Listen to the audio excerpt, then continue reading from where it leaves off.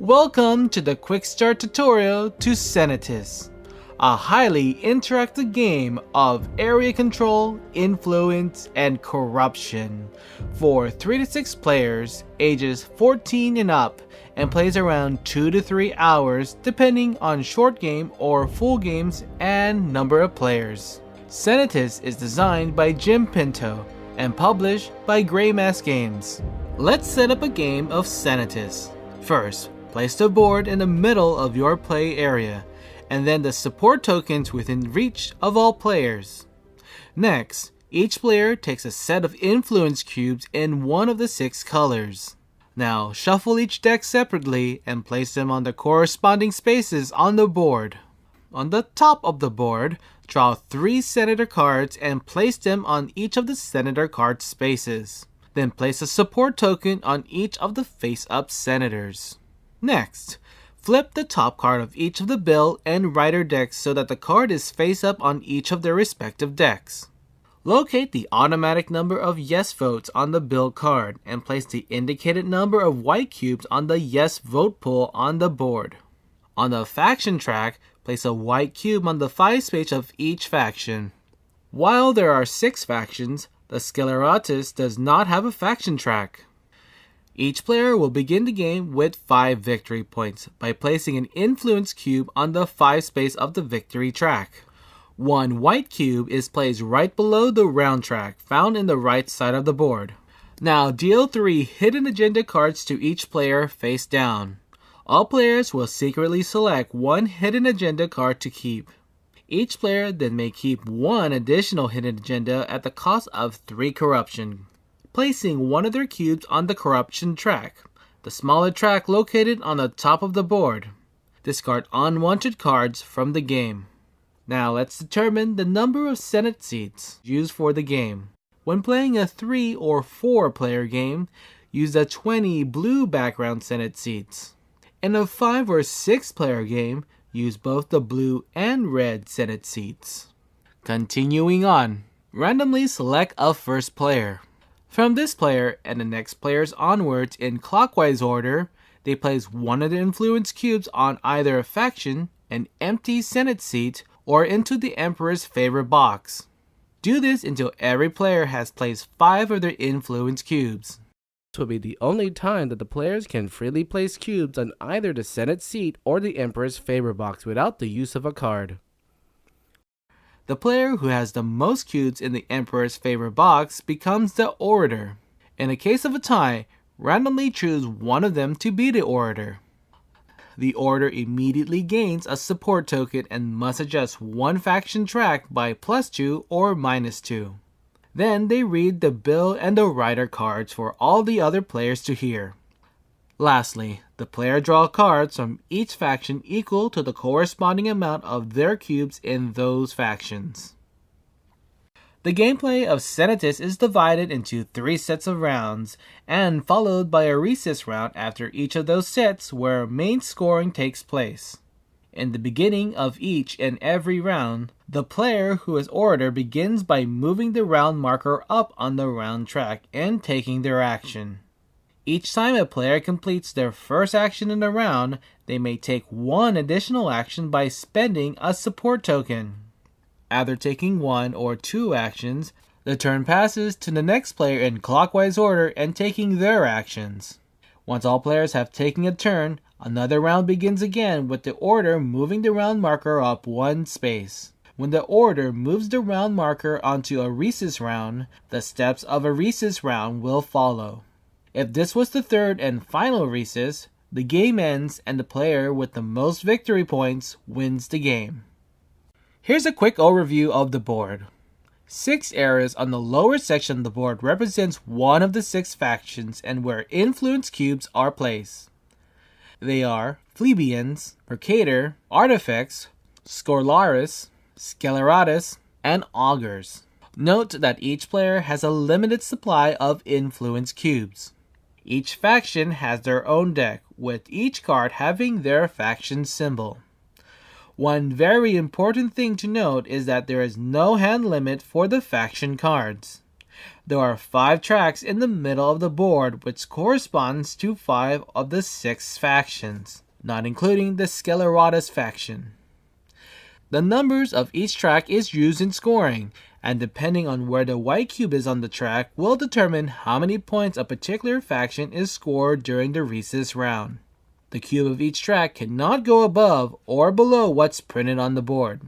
Next is the Emperor's Favor box, which rewards points and appoints the new order during the recess round. Various card effects will allow players to place their cubes here. These last 2 areas are for voting the bill and rider. This pool is where cubes are yes votes, and this one is for no votes. Moving to the top of the board, there is a place for the bill, rider, and senator decks to the left. On the right is the space for the hidden agenda and the will of the Senate deck. In the middle are the spaces where face-up senator cards are placed, and below are the seats of the Senate. Players may place multiple cubes in a seat in hopes to hold power and influence. No other player can place a cube on a seat which has been already occupied by another player. Of course, there are effects that allow the removal of these cubes. Surrounding this small section is the corruption track. For the first time a player gains corruption, they take an influence cube from their supply and place it on the track. Anytime they would pass forward on the change point of the corruption track, they take an extra cube from their supply, place it on the corruption pool where it can't be used. If they are able to lose corruption so that it pass back on the change point, they gain a cube back from the corruption pool. If a player runs out of influence cubes from their supply and need to place one on the corruption pool, they must select a cube from the Emperor's Favor box. If they have no influence in the Emperor's Favor box, then they remove an influence from the Senate seat they control. If then no influence on the Senate seat, then they remove one from any non-Sceleratus faction. Support tokens have 2 main functions. As before, one support token can be used by a player to take another action after the first one, once per round. The other is used during the recess round when scoring. Each token that a player has in their possession will score 1 victory point in the first recess, 2 victory points in the second recess, and 3 victory points in the third and final recess. A player may never have more than 6 support tokens at any time. Players have a choice of 5 different actions they can take: call in a favor, contact a faction, control a senator, remove influence, and subterfuge. When a player uses their faction card, the action is called Call in Favor. On most cards that can be used in this action, the effects will resolve from top to bottom, left to right. The faction icon on the back of the card is not used. So, the flag icon will be the first to resolve, if any, followed by the card text effects, and finally gaining any corruption listed on the bottom of the card. Used cards are discarded from the game. There are 5 different flag options, which white flags are optional for the players to activate, and black flags are mandatory to activate.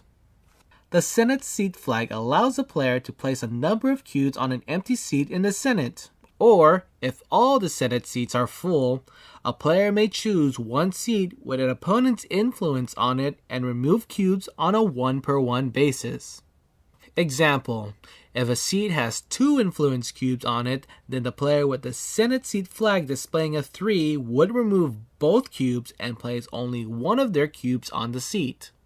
A cast a vote flag lets a player place 1 influence cube on a yes or no pools for each Senate seat they control. If a player does not control any Senate seats, they may not cast a vote. If, for example, a player who has 6 Senate seats may choose to cast 2 or 3 votes, ignoring the other seats. The Emperor's Favor can have a player place one of their influence cubes on the Emperor's Favor box. Resolve the vote triggers an immediate voting round as in the recess round. A new bill and rider will be placed after resolving the old one. Last, the Will of the Senate has the player draw a card from the Will of the Senate deck and resolve its effect.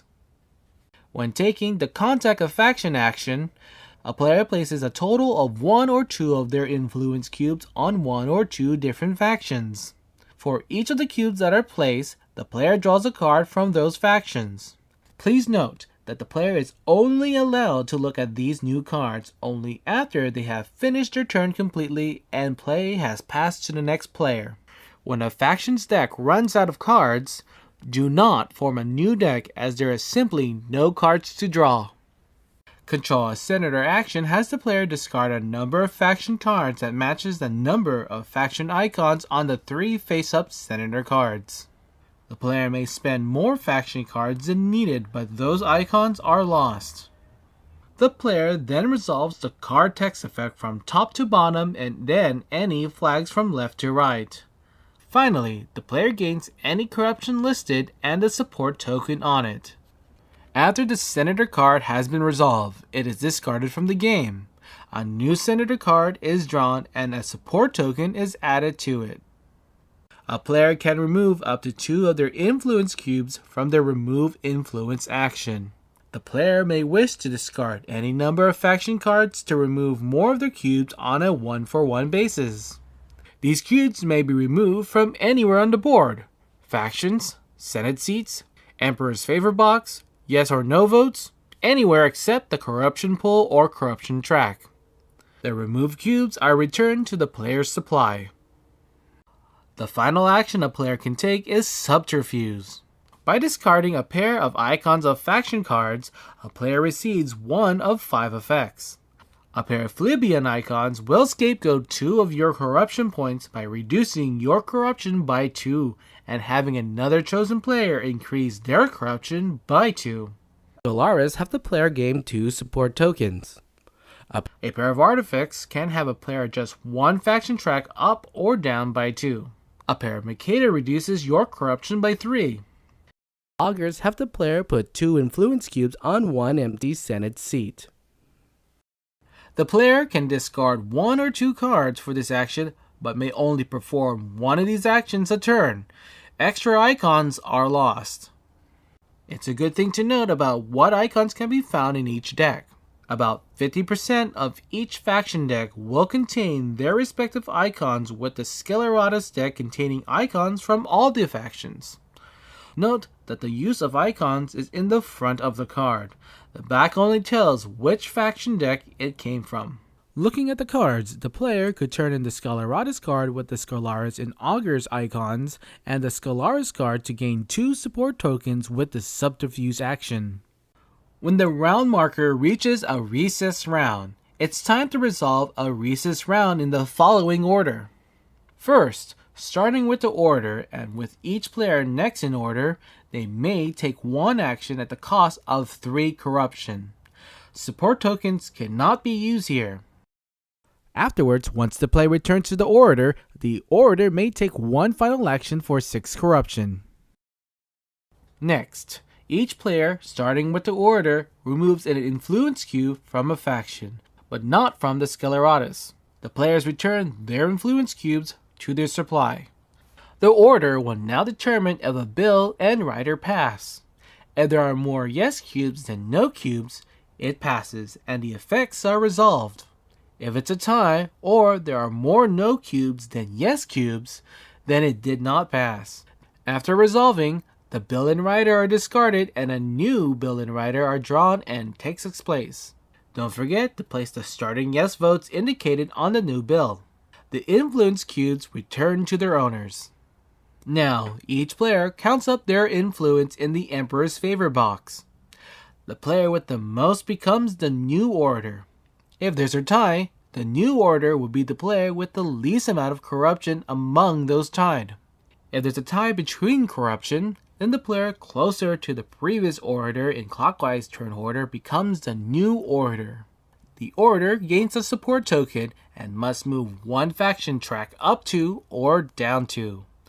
If the orator remains the same, the player who holds it gains 3 victory points. Influence cubes here remain in place.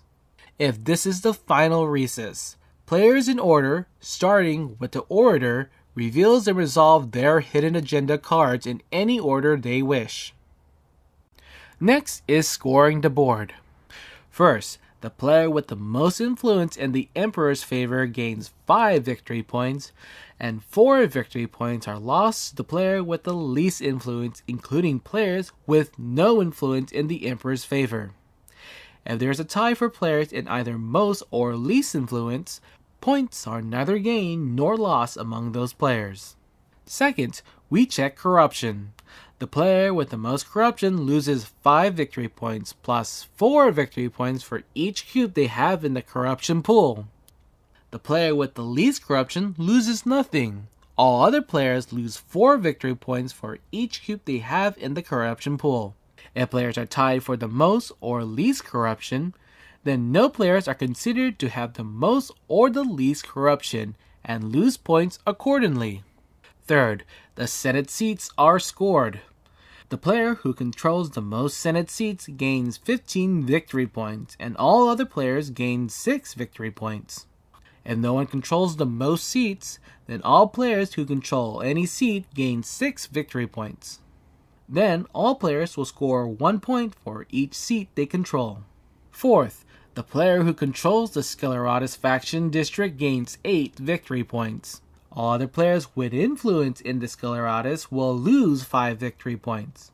If no player controls the Sceleratus, then all players with influence will lose 5 victory points. Fifth, each faction is now scored 1 by 1. A singular player with the most influence on a faction scores victory points equal to the value of that faction's track. No points are given if there's no singular player with the most influence.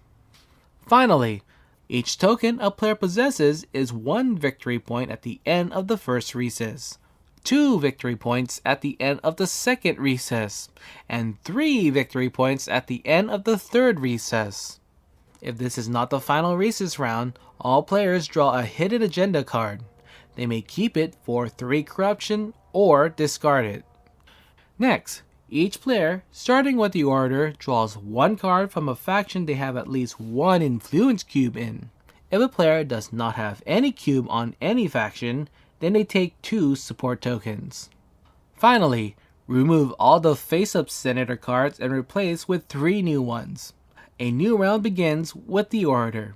The game ends right after the third and final recess round. The player who has the most victory points wins the game. If there's a tie, the tied players with the least amount of corruption wins the game. If there is still a tie, no one wins. This concludes the quick start tutorial to Sentatus. For more information about this game, please visit graymaskgames.com. We would like to thank Graymask Games for sponsoring this video. And thank you for watching. Please give this video a thumbs up and subscribe to the Cardboard Stacker for more videos on board and card games. I'm Ferdinand the Cardboard Stacker, reminding you to keep on stacking games.